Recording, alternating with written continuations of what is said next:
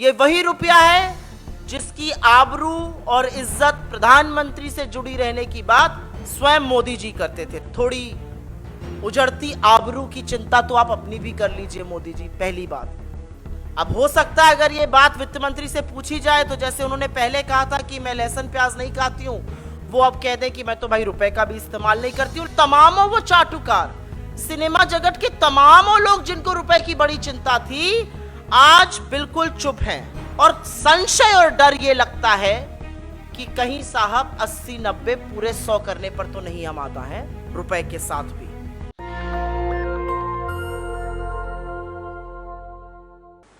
आप सबको मेरा नमस्कार। Thank you very much for coming.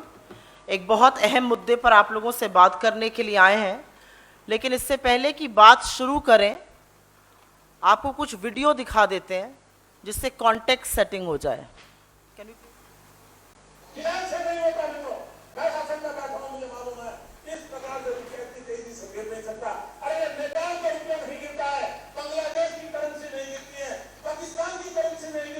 Sri Lanka की करेंसी नहीं गिरती, क्या कारण है? हिंदुस्तान का रुपया पतला होता जा रहा है। ये जवाब देना पड़ेगा आपको। देश आपसे जवाब मांग रहा है। अब आज देखिए आप रुपये की कीमत जिस तेजी से गिर रही है, कभी कभी तो लगता है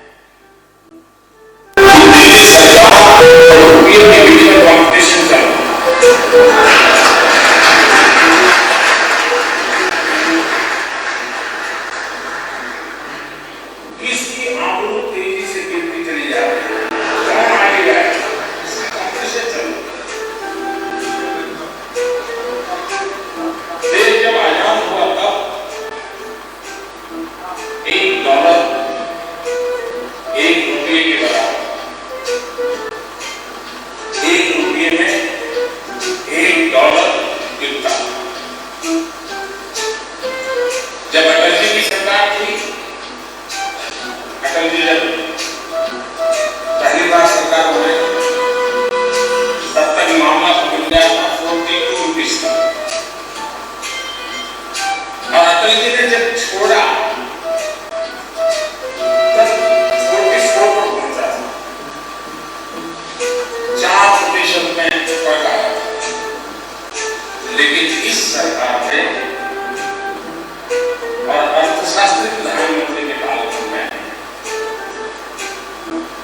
ये 7 रुपये जी, रुपया केवल एक कागज का टुकड़ा नहीं होता, रुपया केवल एक करेंसी नहीं होती। इस करेंसी के साथ देश की प्रतिष्ठा जुड़ी हुई होती है, और जैसे जैसे करेंसी गिरती है तैसे तैसे देश की प्रतिष्ठा गिरती है। Indian economy and the state of affairs in the Indian economy are very clearly getting reflected in this falling value of rupee.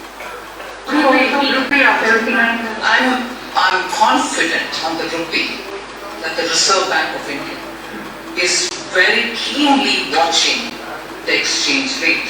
I had commented yesterday, and I repeat that we are not alone in this world. We are also open an economy, maybe not completely on capital account, but we are also open as an economy. So developments happening everywhere will have an impact. तो ये वक्तव्य दिखाने इसलिए जरूरी थे जिससे कि लोगों को याद रहे कि 2014 के पहले भाइयों और बहनों रुपया उसी देश का गिरता है जहां की सरकार भ्रष्ट और गिरी हुई होती है। कभी कभी तो लगता है दिल्ली सरकार और रुपए के बीच में कंपटीशन चल रहा है, किसकी आबरू तेजी से गिर रही है और कौन आगे जाएगा। रुपया सिर्फ कागज का टुकड़ा नहीं है, देश की प्रतिष्ठा जुड़ी हुई है। ये हमारे शब्द नहीं है, ऐसे तमामों बड़े बड़े जुमले इस देश को जो 2014 के पहले सुनाए गए थे, और प्रत्यक्षम किम प्रमाणम हमने आपको वो दिखा दिए।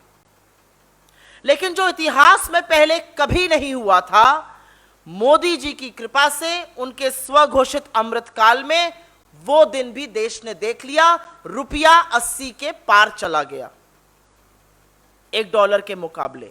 ये वही रुपया है जिसकी आबरू और इज्जत प्रधानमंत्री से जुड़ी रहने की बात स्वयं मोदी जी करते थे। तो क्या आज जिस तेजी से और जिस बेलगाम तरीके से रुपया गिर रहा है, कहीं मोदी जी की यह मंशा तो नहीं है कि पेट्रोल की तरह इसको भी शतक लगवा दिया जाए?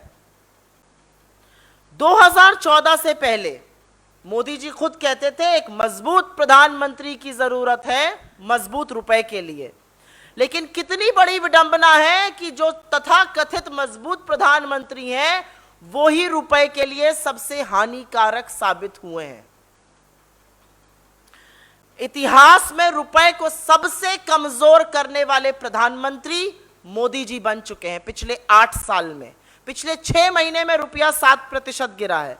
और फिर से कोरोना, यूक्रेन, रूस, इनके पीछे छिपने की आवश्यकता नहीं है।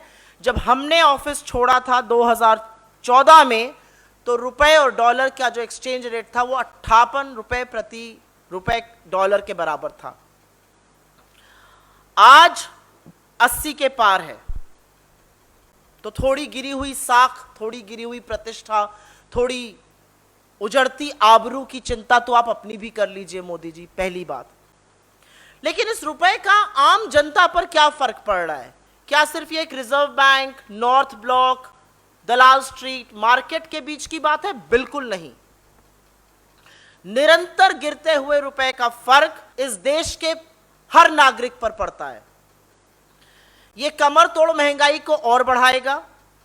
ये जरूरी कीमतें, चाहे पेट्रोल, डीजल, रसोई गैस के दामों को बढ़ाएगा, क्योंकि वो दाम बढ़ेंगे तो बस के किराए और ट्रेन के टिकट के दाम भी बढ़ेंगे।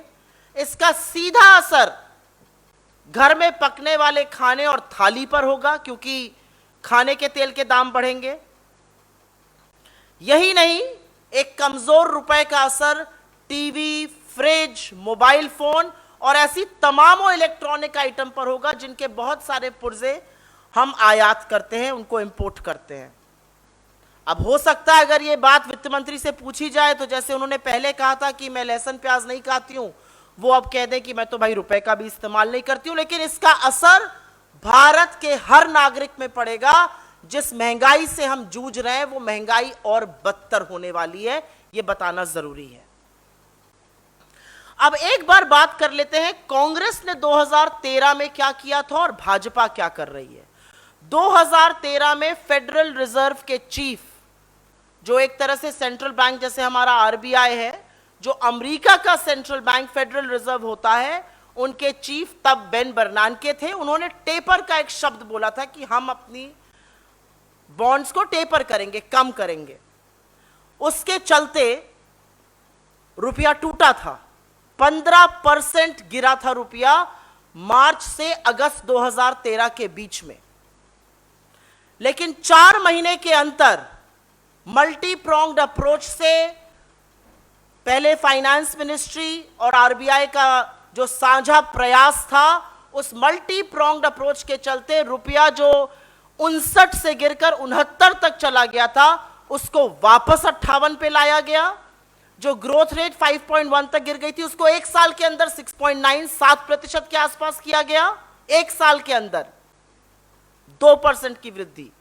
और जो फॉरेन निवेशक, जो विदेशी निवेशक करीब $12 बिलियन लेकर देश छोड़ गए थे, $35 बिलियन विदेशी निवेश उसी साल में वापस लाया गया। तो 15% गिरे हुए रुपए को वापस लाया गया, ग्रोथ को वापस लाया गया और विदेशी निवेश को वापस लाया गया। तो आज ये जो ज्ञाता, ये जो ज्ञानी 80 रुपए पार होने पर अंतरराष्ट्रीय कारणों की, अंतरराष्ट्रीय बाजार की दलील दे रहे हैं, ये अंतरराष्ट्रीय कारण 2013 में और भी भयावह थे। लेकिन एक समझदारी दिखाते हुए, सूझबूझ के साथ, आरबीआई गवर्नर तब रघुराम राजन थे, यूपीए की सरकार थी, वित्त मंत्री चिदम्बरम जी थे, प्रधानमंत्री मनमोहन सिंह जी थे, यूपीए की चेयरपर्सन सोनिया गांधी जी की अध्यक्षता में उस रुपए को संभाला गया। और जब हमने आपको बागडोर इस देश की दी तो 58 रुपए प्रति डॉलर पर रुपया था, जो आज 80 पार हो गया है। 22 रुपया गिरना तो सच में गिरी हुई प्रतिष्ठा और गिरी हुई आबरू है। पर ऐसा क्यों हो रहा है? क्या आरबीआई कुछ नहीं कर रही है? कर रहे हैं। जनवरी के साल से अभी तक $40 बिलियन के ऊपर आरबीआई ने मार्केट में लगाया है कि रुपया डिफेंड हो सके। उसके बाद भी रुपए क्यों गिर रहा है? क्योंकि निवेशकों को इस सरकार की नीति में, इस सरकार के कानून में, इस सरकार की अर्थव्यवस्था को चलाने की क्षमता में रत्ती भर भी यकीन नहीं है और इसलिए पैसा देश से बाहर जा रहा है। और एक बात साफ है कि जो लोग, खुद प्रधानमंत्री जी को आपने यहां पे सुना, वो तो खैर लाल आंखें भी दिखाने की बात करते थे, अब आंखें मूंद लेते हैं, जो रुपए की बढ़ चढ़ के बात करते थे, जो रुपए को मजबूत बनाने की बात करते थे, उनके तमामों वो चाटुकार, सिनेमा जगत के तमामों लोग जिनको रुपए की बड़ी चिंता थी, आज बिल्कुल चुप हैं। पर इस सुई पटक सन्नाटे से तो काम बनेगा नहीं, रुपए के बारे में कुछ करना पड़ेगा और यह स्वीकारना पड़ेगा कि रुपए के गिरने का कारण बेलगाम महंगाई और एक ध्वस्त अर्थव्यवस्था है। कभी किसी के पीछे, कभी किसी के पीछे छुपना बंद करना पड़ेगा। लेकिन हर बार की तरह इस बार भी सरकार पूरी तरह से दिशाहीन नजर आ रही है और संशय और डर यह लगता है कि कहीं साहब 80-90 पूरे 100 करने पर तो नहीं हम आता है रुपए के साथ भी। और अंत में अपनी बात यही कह के खत्म करेंगे कि रुपए के लिए मोदी जी आप हानिकारक हैं। जिस रुपए को संभालना था उस रुपए को पहले आपने रिटायर किया 60 पार करा के, फिर 75 पार करा के मार्गदर्शक मंडल में डाला और अब 80 पार करा के लगता है आप शतक की तरफ बढ़ने को रुपए को मजबूर कर रहे हैं। तो जागिए, समझिए और रुपए को संभालिए, क्योंकि जैसा कि आप कहते थे शायद आपकी साख, प्रतिष्ठा और आबरू उजड़ती जा रही है। नेशनल दस्तक की आपसे गुजारिश है कि अगर इसको बचाना चाहते हैं तो नेशनल दस्तक को सब्सक्राइब करने के लिए रेड कलर के सब्सक्राइब बटन को दबाएं, फिर बेल आइकन की घंटी दबाएं। नेशनल दस्तक को बचाने के लिए बहुत जरूरी है कि हर खबर को शेयर करें, लाइक करें, कमेंट जरूर करें।